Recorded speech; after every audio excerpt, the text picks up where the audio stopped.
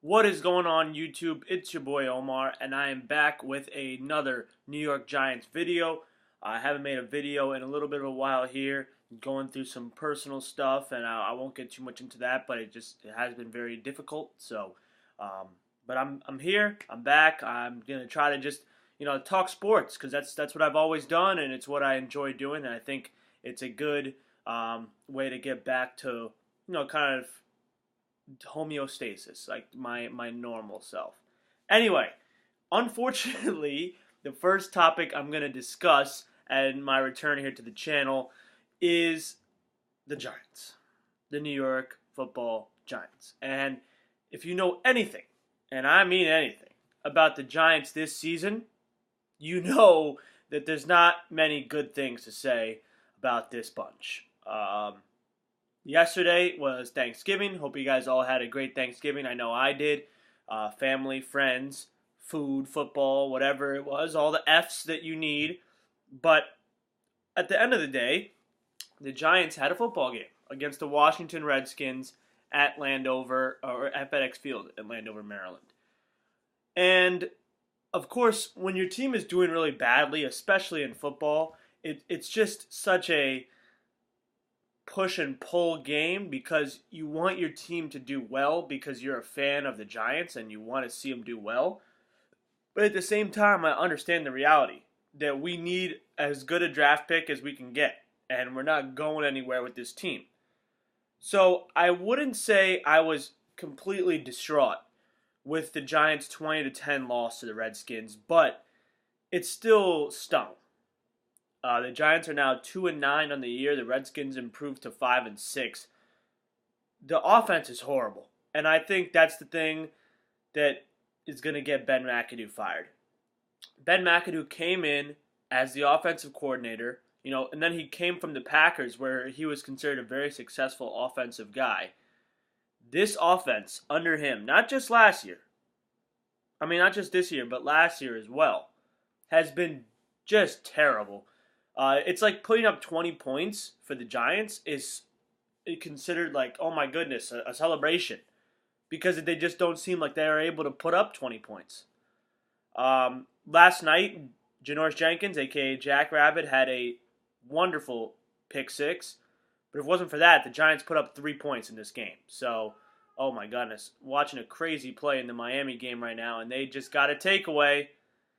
And you know what that means. Get the chain out. If you know anything about college football, oh boy, here comes the chain. Oh my gosh.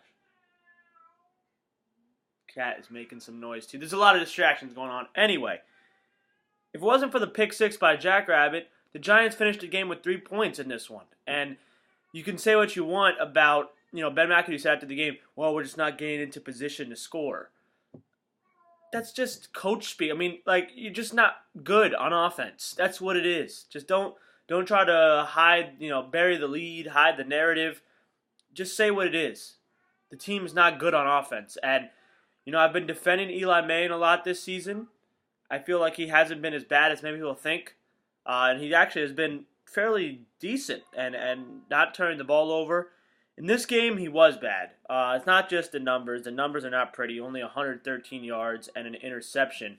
But there's more to it. He missed some easy throws. He's short-arming. He had better protection than a lot of games this season. I wouldn't say it was as good as last week, but he had time and just wasn't good with it. The running game, again, is subpar.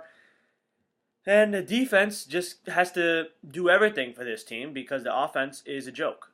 And there is not much more to say about it. So yeah, Kirk Cousins and the Redskins, they didn't look good in this game themselves. They could have easily lost this game. And they're 5-6. One thing that if you watched football on Thursday, aka Thanksgiving, one thing you learned, and you can check this out on my Twitter, by the way, at Omar Noujum, Noujoum. The main thing I learned is that the Eagles are the best team in football. They didn't play on Thursday, but they don't have to play. We've seen that. But the rest of the NFC East is so bad. The Eagles are just living large right now, and they could be for a while if none of these teams can improve. Now, we do know the Giants, they've had some injuries. Ezekiel Elliott's been out and Tyron Smith has been out for the Cowboys. And the Redskins, I don't know, I just feel like they're a team on the downfall, especially if they lose Kirk Cousins. But the Eagles are sitting pretty right now with a 4-game lead in the AFC or the NFC East, 4.5 actually. So they're loving life, and hopefully on Sunday we get some better NFL football to watch than the terrible nightcap last night between the Redskins and the Giants. So right now the Giants are fighting for that second pick, but it looks more likely that they'll end up in the third pick slot, and that's fine. Hopefully we address the positions that need to be addressed. If you're going to get Josh Rosen, do it. If Saquon Barkley's still there, can't argue that. And yeah, that's where we stand right now as we move forward into what will be, week 13 next week for the Giants. Anyway, you can check back for my videos. This is how it's going to work. For the Giants and Washington football, I'm going to make a video for every game. For basketball, so that means college and NBA, 3 of my teams. And for hockey, that's 4 teams right there.